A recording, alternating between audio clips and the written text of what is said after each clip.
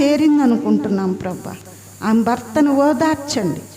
ఆమెకి నాయన మనశ్శాంతి, నాయన నీ దివ్యమైన సన్నిధిలో ఆమెకు నాయన పాలు పొందులు దయచేసావని నమ్ముచ్చు.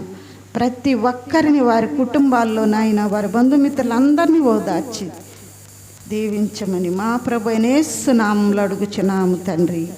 ఆమేన్. హల్లెలూయా. స్తోత్రం.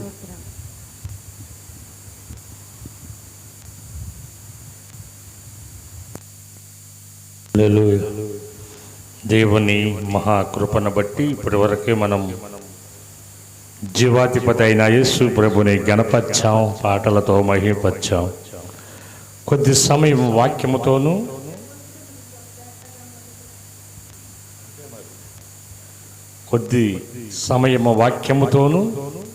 కొద్ది సమయం ప్రార్థనలో మనం ఏకీవిద్దాం. అందరూ కూడా మీ జీవ గ్రంథాలు తెరవండి. మత్తయి సువార్త 5వ అధ్యాయము 6వ వచనములోకి రండి. ఇక్కడ ఈ రోజున మన అంశం నీతి కొరకు నిలబడుట. హల్లెలూయా. అందరూ చెప్పండి, నీతి కొరకు నిలబడుట. ప్రతి మానవుడు దేనికోసం నిలబడుతున్నాడో మనము ఈ రోజున నేర్చుకుందాం. ఈ భక్తుడు, ఈ మత్తయ్య భక్తుడు ఎందుకు దీనిని మనకి తెలియపరుచుతున్నాడో నేర్చుకోవాలి, తెలుసుకోవాలి, దాన్ని హృదయములో చేర్చుకోవాలి. హల్లెలూయా. దేంట్లో చేర్చుకోవాలి? హృదయములో చేర్చుకోవాలి. అందరూ కూడా తీశారా? మత్తయి రాసిన సువార్త 5వ అధ్యాయము 6వ వచనాన్ని చదవగా విందాం. నీతి కొరకు ఆకలి దప్పులు గలవారు ధన్యులు,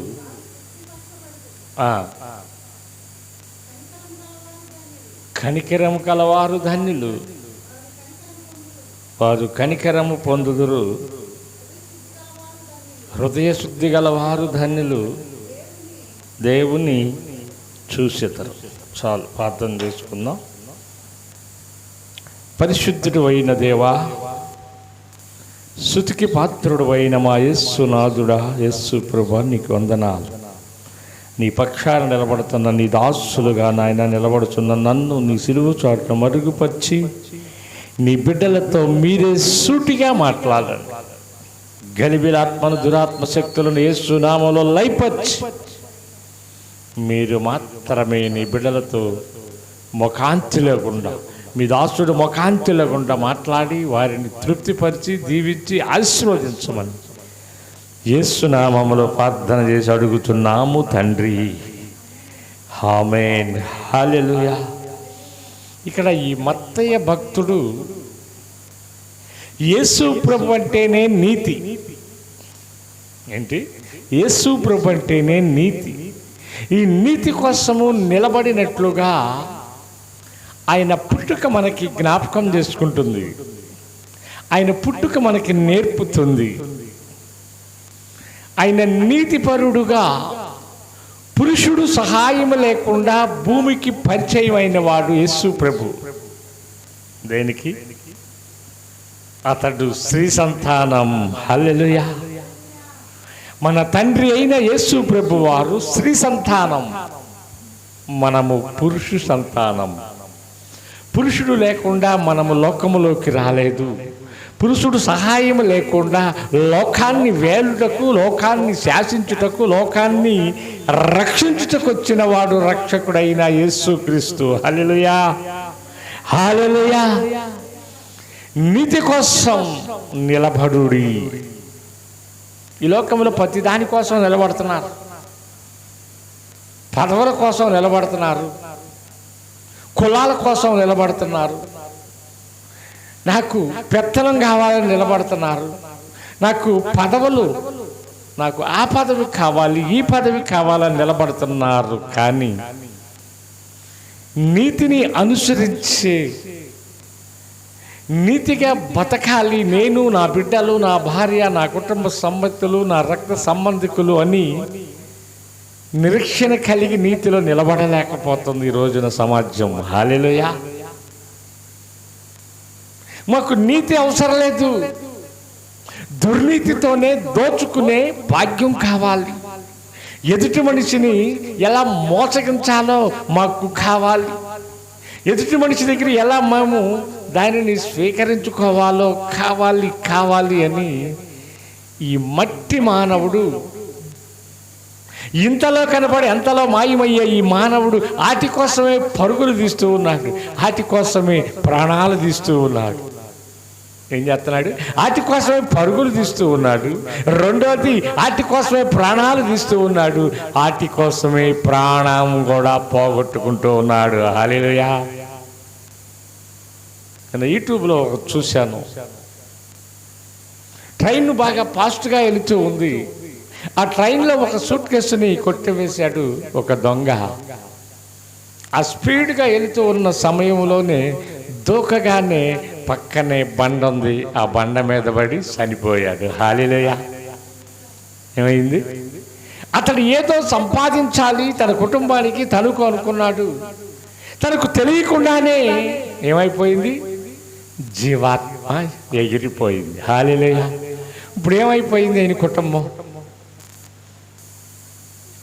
రోడ్డును పడింది.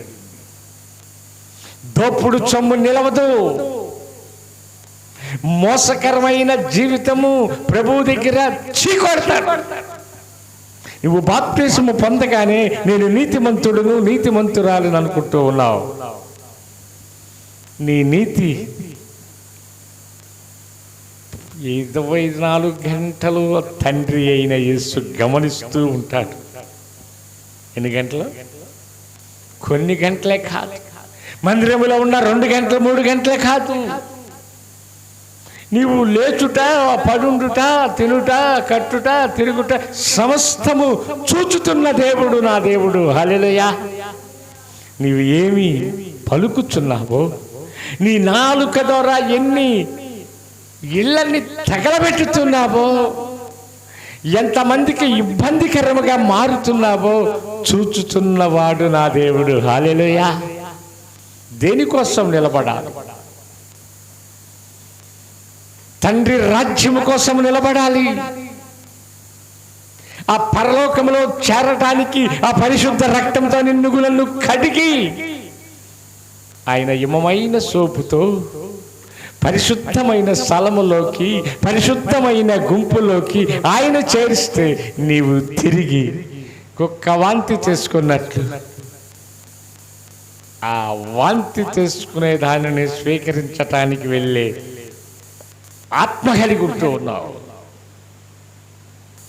పరిశుద్ధాత్మ పొంది ఉంటే, క్రీస్తుతో నీకు అనుభవం ఉంటే నీతి కొరకే నిలబడతావు, నీతి కొరకే నిలబడతావు. పౌలు అన్నాడు, అదిగో నా నీతి కిరీటము కోసం నేను పరుగులో ఉండా, వెనకకి చూడను అన్నాడు. ఏంటంట? నేను వెనకకి చూడను. నా జీవితం పాడు జీవితం, నా సాక్ష్యము గతములో క్రీస్తుని ఎరగినప్పుడు సాక్ష్యము బహు ఘోరమైనది, దానిలో ప్రధానుడును నేను అని పలుకుతున్నాడు. ఏంటంట? దమస్కో దగ్గర పడక ముందు కాలంలో తన ప్రయాణం అంతా ఎదుటి వారిని పాడు చేసే ప్రయాణం, ఎదుటి వారిని ఇబ్బంది చేసే ప్రయాణం. ఎప్పుడైతే పరిశుద్ధాత్ముడైన దేవుడు యేసుక్రీస్తు దమస్కో దగ్గర దర్శించాడో, ఎప్పుడైతే అభిషక్తుడైన హననీయ వచ్చి అభిషేకంతో ప్రార్థన చేశాడో, అప్పటి నుండి నీతి కొరకు నిలబడిన వాడు పౌలు. హల్లెలూయా. హల్లెలూయా. ఈ లోకంలోదంతా నాకు చెత్త. ఏమన్నాడు? చెత్త అంట. ఈ లోకములో చెత్త అంతా బాగు చేసుకుంటాం మనం. భక్తులు అంటున్నాడు, ఈ లోకములోదంతా చెత్త నాకొద్దు, యేసు ఉంటే చాలు. నీ ఉంటే నాకు చాలు యేసయ్యా, నీ వెంటే నేను ఉంటానేసయ్యా. ఎక్కడుంటానంట? నీ ఉంటే నాకు చాలయ్యా, నీ వెంటే ఉంటా నేను అంటున్నాడు. ఒకటి దగ్గర కొరడా దెబ్బలు 40 కొరడా దెబ్బలు ముమ్మారు తిన్నవాడు పౌలు భక్తుడు. మన తండ్రి అయిన యేసు ప్రభు ఒక్కసారే తిన్నాడు. ఆయనను ప్రభువుని విడవలా, ఆయనను ఆయన నీతిని తప్పలా, ఆయన పరలోకము కోసం ప్రయాసపడ్డాడు. కానీ మనకలాగా ఈ లోకములో చెత్త కోసం ఎక్కడా కూడా ఆయన తల వంచలా. హల్లెలూయా. ఏమంచలా? తల వంచలా. యేసు ప్రభుని కొమ్ములు ఎత్తితే, యేసు ప్రభుని తలనెత్తితే వంచాల్సినది అవసరం లేదు. నీ తండ్రికే. యేసయ్య నామములో శక్తి ఉన్నదయ్యా. ఈ నామములో శక్తి ఉంది గనక నీ ఎవరి దగ్గర తలవాల్చాల్సిన పని లేదు, చేయి చాపాల్సిన పని లేదు, దిగులు పడాల్సిన పని అంతకన్నా లేదు. హల్లెలూయా, హల్లెలూయా. ఈయన నీతి కోసం నిలబడ్డాడు గనక అపోస్తుడు అని పేరుని సంపాదించుకున్నాడు. ఏంటంటే అపోస్తుడు. నీవేం సంపాదించుకుంటున్నావు? లోకములో చెత్త లేక క్రీస్తు దగ్గర పేరా? కొత్త పేరు పెట్టి కొత్త భూమి కొత్త ఆకాశంలో నిన్ను పిలవబోతున్నాడు తండ్రి. అది ఎప్పుడో తెలుసా? నీవు క్రీస్తు కోసము నిలబడినప్పుడు 666 ముద్రేపించుకోకుండా, ఈ లోకములో కలవకుండా నీవు పరిశుద్ధముగా నీతి కొరకు నిలబడితే నిన్ను దేవుడు ఎత్తబడే గుంపులో ఎత్తుతాడు. హల్లెలూయా. ఆయన నీతి రాజ్యములో నువ్వు కనపడతావు. నీ పూర్వీకులని అబ్రహాము, ఇస్సాకు, యాకోబులను నీ పూర్వీకులు ఎవరైతే నిద్రించుతూ ఉన్నారో వారందరినీ కూడా కన్నులారా చూస్తావు. హల్లెలూయా. నా స్వచ్ఛమైన పరలోకము ఎప్పుడు చేరదను, సౌందర్య సియోనులో నా ప్రభువైన యేసయ్యను రారాజుగా నా కన్నులతో ఎప్పుడు చూసేదను. ఏమన్నాడు భక్తుడు? ఇది కాదు నాది, నా రాజ్యము వేరు, నా రాజు వేరు, నా తండ్రి వేరు, నేను పరదేశినై ఉన్నాను. అందుకే 91 కీర్తనలు అంటాడు కదా, తరతరములకు ఆయనే దేవుడు. ఎవరు? యేసు ప్రభు. తరతరములకు ఆయన తరతరములు కొని చెప్పగలగటానికి నీతి కొరకు నిలబడిన వాడు. తండ్రి చిత్తాన్ని నెరవేర్చుటకు భూమి మీదకొచ్చి గెడ్డము పీకుచూ ఉన్నా, ముఖం మీద ఉమ్ము వేయిచూ ఉన్నా, బల్లెపు పోటులు పొడుస్తూ ఉన్నా, ఆ ముళ్ళ కొరడాతో కొట్టుచూ ఉన్నా నీతి కోసమే నిలబడ్డాడు. హల్లెలూయా. దేనికోసం? నీతి. ఆ నీతి రాజ్యములో మనందరినీ కూడా చేర్చాలని ఆయన నీతిని మనకి అప్పగించి నేర్చుకోమని ఆదరణకర్తని మనకి సమర్పించి వెళ్ళాడు. అనాథులుగా విడవల. ఆయన నీతి ఎప్పుడు నీవు తెలుసుకుంటావు?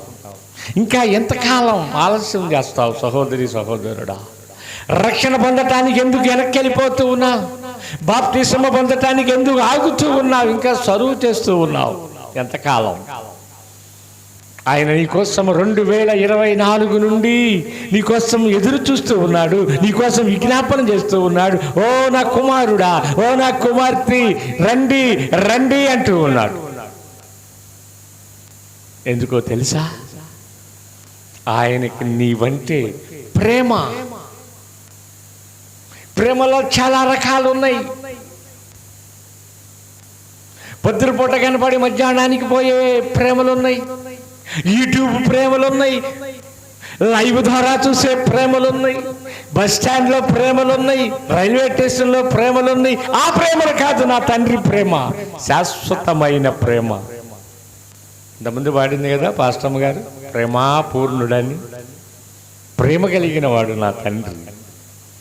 నువ్వు పాపివని పక్కగా నెట్టేయడు, నువ్వు వ్యభిచారమని నిన్ను అంటుకోకుండా ఉండడు, నువ్వు దొంగవని నిన్ను చేర్చుకోకుండా ఉండడు. కానీ దొంగలని, వ్యభిచారులను, దోపిడీదారులను వారందరూ కూడా తండ్రికి కావాలి కావాలి. హల్లెలూయా. పనికి రాని దాన్ని పనికొచ్చేటట్టు చేసేవాడే నా తండ్రి. ఇంటికి మనము వస్తువులు చేపించాలి అంటే టేకితోనో మరొక కర్రతో చేపిస్తాం. కానీ ఆయన మందసం, జీవాధిపతి అయిన మందసం తుమ్మ కర్రతో చేపించాడు తెలుసా? తుమ్మ కర్రను ఎవరు కూడా ముట్టుకోరు తెలుసా? దానితో చేపించి అంతటితో ఆగకుండా బంగారముని పొదిగించి విలువైన ఆభరణాలు దానిలో పెట్టించాడు. ఏది? ఆ పనికి రాని దానిలో. నీవు నేను పనికి రావని తెలిసినా కూడా ఆయన పరిశుద్ధాత్మను పెట్టి పరిశుద్ధ స్థలములోకి, పులులు మేకలు కలిసి తిరిగే ఆ స్థలములోకి తీసుకెళ్తానికి ఆయన తొందరపడుచు ఉన్నాడు. పరుగులో ఉన్న నేను వెనుకకే చూడను. ఎక్కడున్నా అంటే ఈయన పరుగులో ఉన్నాడంట. ఆ నీతి కిరీటాన్ని పొందుకోవటానికి, ఆ నీతి కిరీటాన్ని స్వతంత్రించుకోవటానికి పరుగులో ఉన్నానంటున్నాడు. నువ్వు మందిరానికి రావాలంటే ఏదో దిగులుతోను, వేదనతోను, వెళ్ళకపోతే పాస్టర్ గారు ఊరుకోడను, వెళ్ళకపోతే ఇంట్లో వాళ్ళు ఊరుకోరని వస్తున్నావు. కానీ ఇక్కడ పౌలు భక్తుడు అంటున్నాడు పరుగుతో, పరుగు. అదే కీర్తనల గ్రంథంలోకి రండి. కీర్తనల గ్రంథము 42వ అధ్యాయము 2-3 వచనాలు చదవగా విందాం.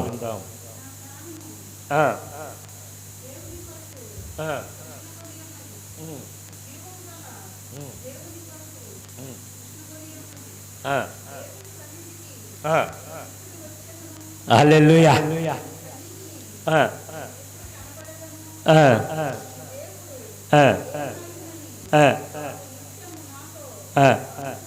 చాలు.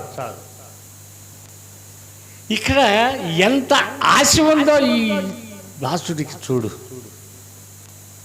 ఈ కీర్తనకారుడికి నేను ఎప్పుడు దేవుని సన్నిధికి వెళ్ళాలి, నేను ఎప్పుడు దేవుడిని మనసారా ఆత్మతో సత్యముతో ఆరాధించాలనే ఆశ కలిగి ఉన్నాడు. ఆశ. మన ఆశ ఏంటి? లోకుల ధనాన్ని దోచుకునే ఆశ, లోకుల్ని మోసం చేసే ఆశ, లోకుల సొమ్ము మనం ఎలా సులువుగా మార్చుకోవాలి అనే ఆశ. కానీ ఇక్కడ కీర్తనకారుడికి ఏముందో తెలుసా? నేను ఎప్పుడు దేవుని సన్నిధిలో కనిపించాలి. ఎవరికి? చూచుతున్న మనుషులకు కాదు, నీ చుట్టుపక్కల ఉన్న వారితో కాదు, సృష్టికర్త అయిన దేవునికి, యేసునాథునికి కనపడాలి. ఆయన లాంతర పెట్టి దేవులాడతాడంట. ఒక సమయకాలం రాబోతోంది. ఆ సమయకాలములో నీవు ఆకాశములో ఉన్నా, పాతాళములో ఉన్నా, బండ సందులో ఉన్నా ఆయన నిన్ను చూస్తాడు. అందుకే నా గొర్రెలు నా స్వరమును. ఆ ఇంటిలో తల్లిదండ్రులు బయటికి వెళ్ళిన సమయకాలంలో ఆ తండ్రి స్వరము కానీ, ఆ తల్లి స్వరము కానీ ఆ బిడ్డలు విన్నప్పుడు ఎలా ఉంటుంది వాళ్ళ పరిస్థితి? ఎంతో ఆనందం. ఇదిగో నా తల్లి స్వరం వినపడుతుంది, ఇదిగో నా తండ్రి స్వరం వినపడుతుంది అని గంతులు వేస్తారు. అలాగే యేసు స్వరం వినపడగానే ఆయన గొర్రెలన్నీ కూడా ఏ బండ చందులో ఉన్నా, ఏ శ్రమలో ఉన్నా, ఏ ఇరుకులో ఉన్నా, ఏ ఇబ్బందిలో ఉన్నా తండ్రి దగ్గరికి చెంగున పరుగులు తీస్తాయి. హల్లెలూయా. అందుకే నా తండ్రి చేత ఆశీర్వదించబడిన వారిలారా రండి, లోనకి రండి. అదే కీర్తన గ్రంథం 63వ కీర్తన 2వ వచనాన్ని చదవగా విందాం. నీ బలమును నీ ప్రభావమును చూడవలెనని పరిశుద్ధాలయములు, టీవీ ముందు కాదు, లోకములో కాదు, ఆగమ్మ, టీవీ ముందు కాదు, లోక ముచ్చట్లో కాదు, పరిశుద్ధ స్థలములో, పరిశుద్ధమైన మందిరములో ఆశ కలిగి, ఎంతో ఆశ కలిగింది కీర్తనాకారుడికి. నీకుందా ఆశ? తండ్రిని ముఖ కాంతిని చూడాలని ఆశ ఉందా? పరలోకము చేరాలని ఆశ ఉందా? బాప్తిసము పొందానులే, పరలోకములో ఉంటానులే అని భ్రమపడుతూ ఉన్నావు సహోదరి, సహోదరుడా. నీతి కొరకు నిలబడాలి, నీతి కొరకు నిలబడాలి, నీతి కొరకు నీ కుటుంబాన్ని కట్టాలి, నీతి కొరకు నీ బిడ్డల్ని పెంచాలి, నీతి కొరకు నీవు ఆకలి దప్పులు లేని రాజ్యం కోసం వెతకాలి, వెతకాలి. హల్లెలూయా. స్త్రీలకు బాగా తెలుసు, శారీస్ కొనేటప్పుడు, డ్రెస్సులు కొనేటప్పుడు ఎలా ఎతుకుతారో తెలుసా? ఇది కాదు అది, అది కాదు ఇది అని వారు కంటికి కనిపించిన దాని మీదకి చూపు వెళ్ళిన దాని మీద అంతటిని కూడా వీరేం చేస్తారు? వెతుకుతారు. ఇది లోకపరమైంది. ఈ శారీ కానీ ఈ డ్రెస్సు కానీ కొంతకాలమే ఉంటుంది నీతో. శాశ్వతమైన రాజ్యాన్ని కోసం వెతుకు, తరతరములకు ఉండే దేవుడిని వెతుకు. అప్పుడు నీకు ఆయన, ఆయన నీకు సమీపముగా ఉంటారు. ఎన్ని సభలకు వెళుతూ ఉన్నావో, ఎన్నిసార్లు ఈ వాక్యాన్ని నవరవేసుకున్నావో, కానీ నీవెక్కడుంటున్నావో తెలుసా? ఆదాములాగా చెట్టు చాటుకు వెళ్ళిపోతూ ఉన్నావు. అందుకే ఆయన నీతిని నీవు పొందగలిగితే, ఆయన నీతిలో నిలవగలిగితే, ఆయన నీతి కోసం నువ్వు పరుగులు తీస్తే పరదేశంలో ఉంటావు. దేవుడు నిన్ను ఆశీర్వదిస్తాడు. అలాగే యెషయా గ్రంథములోకి రండి. 55:1-2 వచనాలు చదవగా విందాం. యెషయా రాసిన గ్రంథము 55:1-2.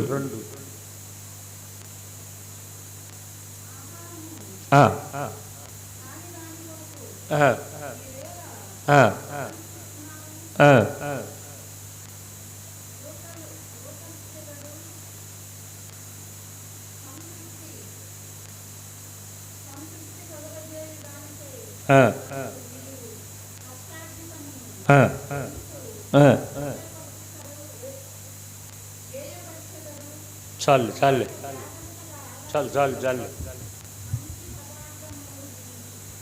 దేవుని ఆదాముకి ఇచ్చిన ఆ ఏదోను వనము తోటలో అనేకమైన,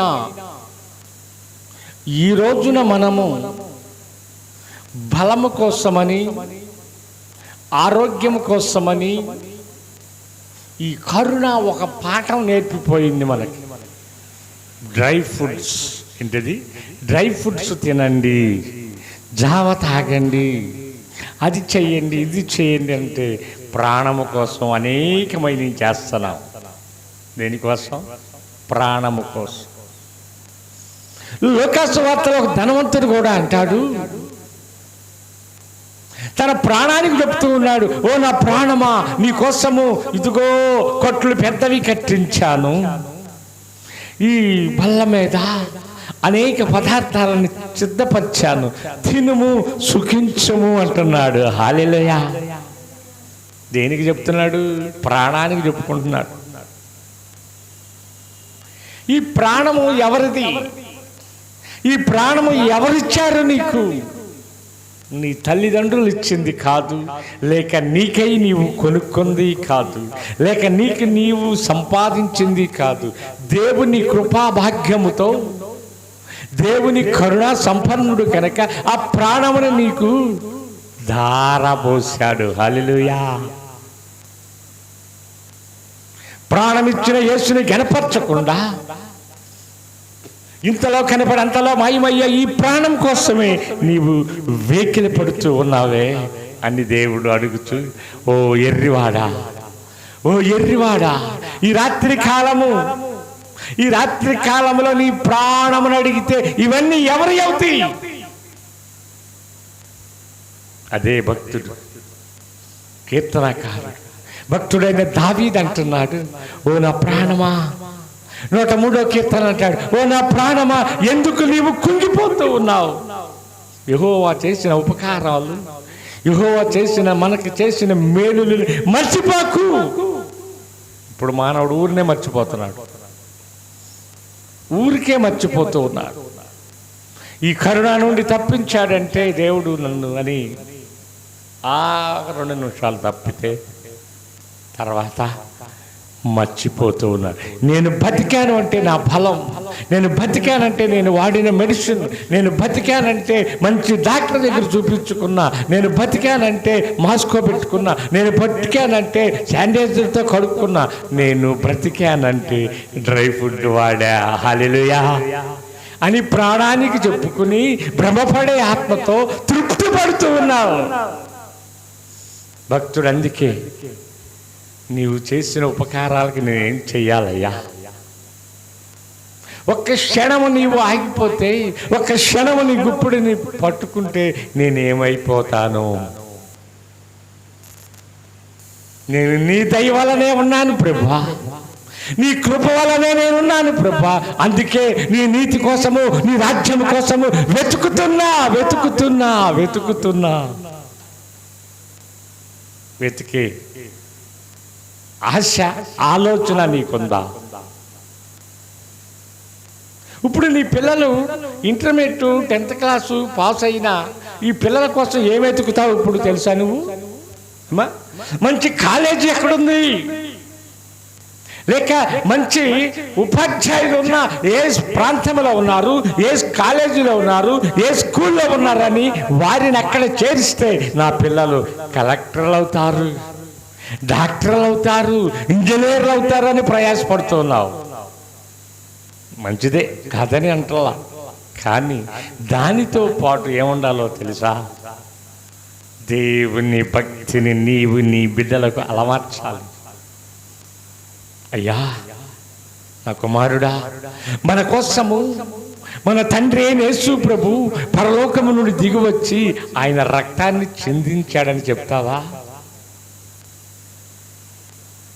నీవు నేను తినవలసిన ఒకటి తక్కువ 10 కొరడా దెబ్బలు ఆయన తిన్నాడయ్యా నీకోసము, నా కోసము.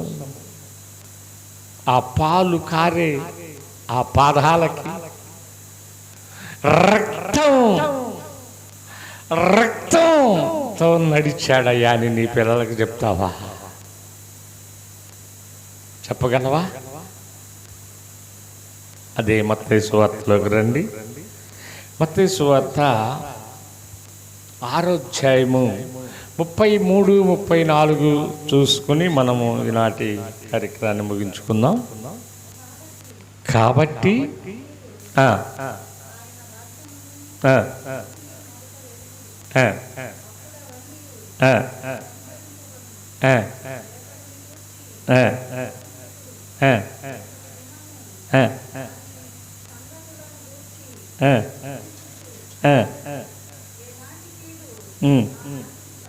చాలు, హల్లెలూయా. అసలు ఏమి ఎతకాలి, ఏమి దాచుకోవాలి, ఏమిటి మన ప్రయాణం అని గుర్తిరగలేని గుడ్డివారిగా ప్రయాణిస్తూ ఉన్నాం. దావీదు కుమారుడు ఈ ప్రాంతాన పోవచ్చు ఉన్నాడని ఆ గుడ్డివారి చెవును పడినప్పుడు, అందరూ గుసగుసలాడుతూ ఉన్నప్పుడు, అప్పుడు ఆ గుడ్డివాడికి ఆకేస్తున్నాడు, దావీదు కుమారుడా నీవు దాటిపోకయ్యా నజరేయుడా, నన్ను కరుణించయ్యా, నన్ను కాపాడయ్యా, నా గుడ్డితనాన్ని తొలగించు, ఓ దావీదు కుమారుడు అని కేకలు వేస్తున్నాడు. ఎవరు? గుడ్డివారు.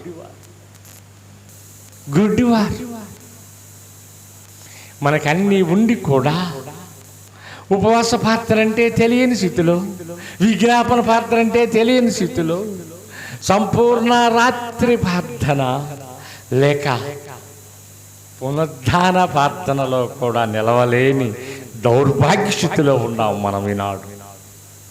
అందుకే యెషయా గ్రంథంలో మొదట మాట్లాడతాడు, ఆకాశమా ఆలకించు, భూమి చెవియొగ్గుము, నా పిల్లల్ని పెంచి పెద్ద చెయ్యాలి, గొప్ప చెయ్యాలని నేను ఆశపడుతూ ఉంటే నా మీద తిరుగుబాటు చేస్తున్నారు. మందిరానికి రాకుండా తిరుగుబాటు చేస్తున్నారు, వాక్యం వినకుండా తిరుగుబాటు చేస్తున్నారు, వచ్చే పిల్లల్ని ఆ ఏలియా పిల్లల్లాగా ఎంతో ఆటంకపరుచుతున్నారు. ఆకాశమా భూమి అని చెప్తున్నాడు. మనుషులకి కాదు,